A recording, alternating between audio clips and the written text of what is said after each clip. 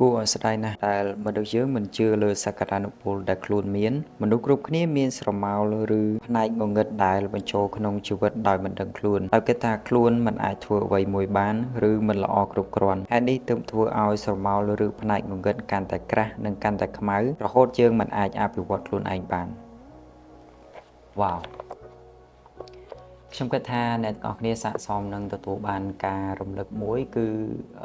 អ្នកទាំងអស់គ្នាមានសក្តានុពលមួយដែលជារបស់ខ្លួនឯងមិនដូចអ្នកដទៃហើយអ្នកដទៃក៏អត់ដូចយើងដែរយើងអាចទៅបានឆ្ងាយជាងនឹងយើងអាចទទួលបានច្រើនជាងនឹងយើងអាចធ្វើបានច្រើនជាងអ្វីដែលយើងកំពុងតែធ្វើឬមួយក៏អ្វីដែលយើងកំពុងតែគិត